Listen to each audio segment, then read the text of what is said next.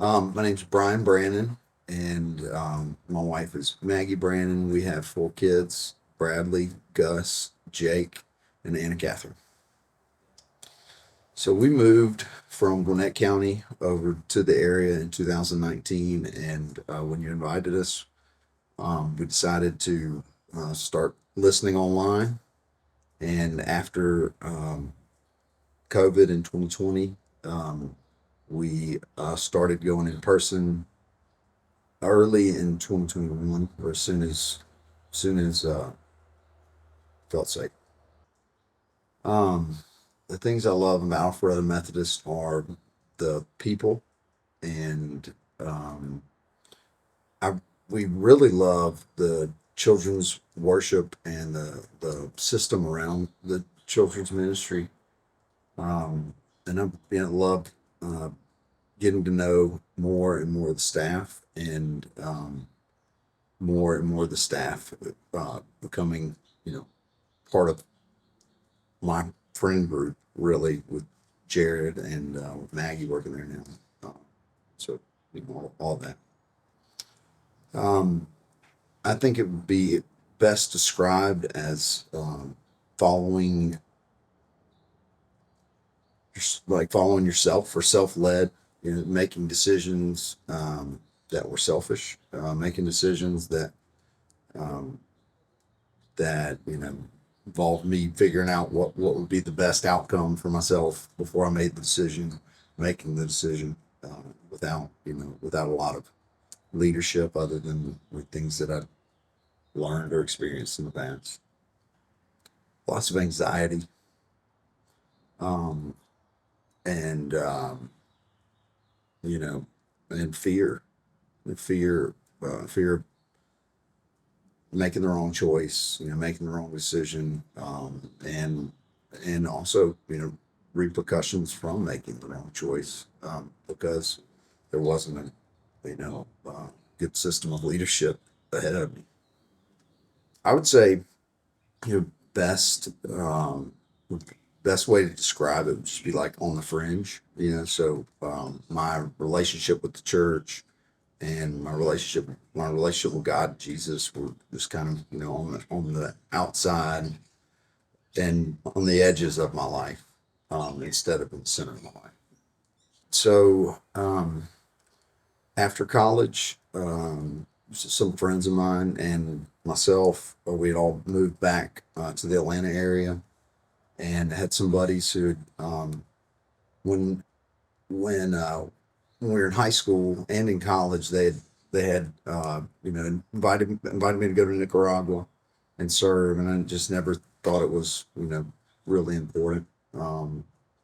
And just had other things I wanted to do, but they kept inviting, and at the same time inviting me to go to church and do stuff like that. And but finally felt like it was important to go to Nicaragua.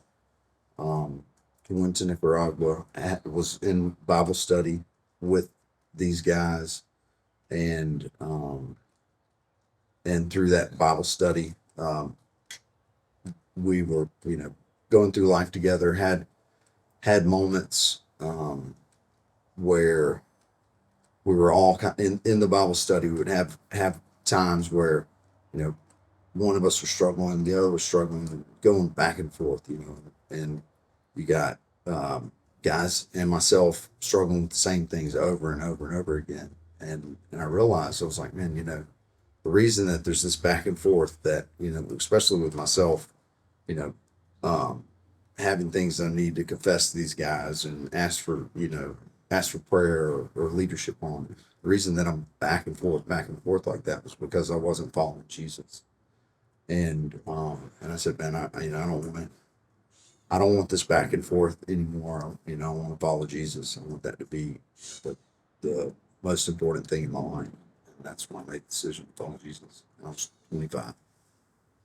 There wasn't a like a moment in the Bible study where we had a prayers just on my own.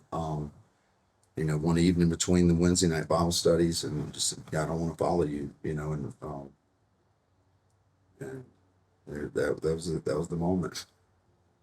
Well, one thing was the peace, the peace that I had after deciding that I was going to follow Jesus, and then like I explained, the anxiety beforehand, being self led, not knowing which decision to make, or which way to go, and so now Jesus leads my life. I have that peace in the decisions that I make, and I can remember one time, after deciding to follow Jesus, and I went to my parents who lived in different cities, and went with my parents, and I said, I just want you guys to know that if anything ever happens to me, you don't have to worry about me. I know, you can, and I know where I'll be, um, and that's, I mean, that's the peace that I felt at the time, and feel now.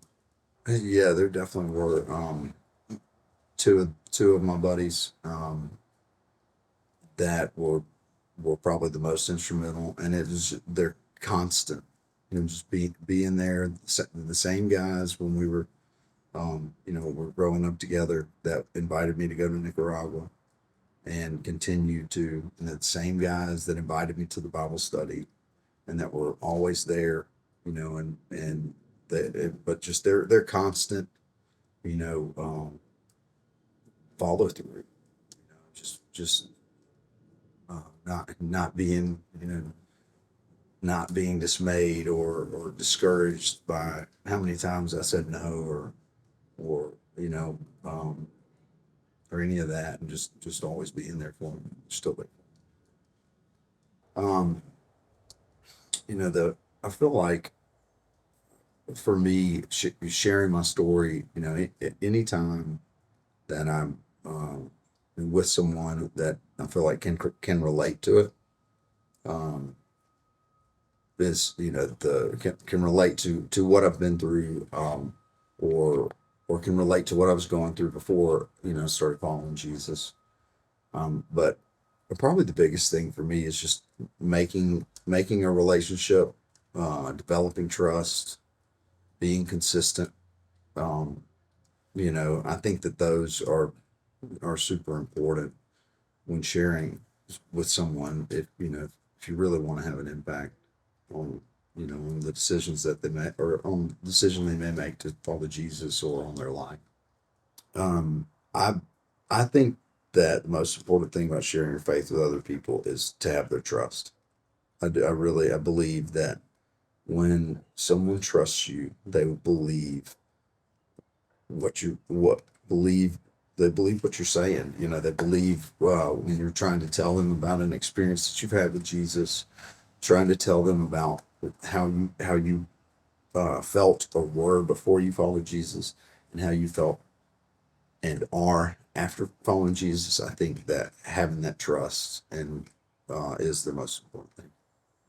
Answering, just being available to answer questions about things, and then and also, when those questions come up, um, you know, being thoughtful about the way that you answer them, and think about, well, does this line up with what Jesus would say? If someone asked him that, um, and being there, and also, in that situation where you're discipling someone that you work with, um, acting like Jesus. So and this goes back to the trust part of it, So you're discipling someone, or you want to tell them about what it's like to follow Jesus, and you're saying one thing, and they're working with you, and you're doing something else. That doesn't lead to further or deeper trust, So acting like what you know about, what you know about Jesus, and how he acted or would act, is, I think, it's huge. Um, and like one of the things when my two oldest kids started following Jesus, because their story is so much different than mine, and it's candid right here, but this is something that was really neat because of how different it is from my experience and Maggie's experience. Because Maggie grew up in the church, she, just well, similar to my kids. So my, started following Jesus at an early age. Like me, I was 25. And so when my kids, decided they wanted to follow Jesus at an early age, and, I was more kind of like, well, I want you guys to know Jesus. I want you I want you all to read about Jesus, read about his life so you know who you're following. Um, and I think it's important, it is. And I do think it's important for a child, for a child that decides, I know that they can decide in their heart they want to follow Jesus, but they need to know what that, what it means. They need to know what you're following. And if you don't, and if you can know what you're following by reading about Jesus, reading about his life, reading what he taught, or having experiences with Jesus, personal experiences. And we should seek those all the time, whether it's through reading or seeking God in prayer, or seeking to be um, listening to the Holy Spirit, you know, day by day, step by step, following God. I really want them to feel it, like to feel that peace, um, and know that they're going to be okay. To know that the weight of the decisions they make, um, when they follow Jesus are not on their shoulders. That they when you follow Jesus and you let what you learn about his life, what you learned about how, and what he's taught you, lead your life, that you can make that decision, you can walk forward, move in that direction, and know that you're gonna be okay, that he's got you. Because that is peaceful life on earth. That is the greatest gift you can have while you're on earth, is to be led by Jesus, and um, to not have to question the decisions or the path that you take, because you know that you're following him.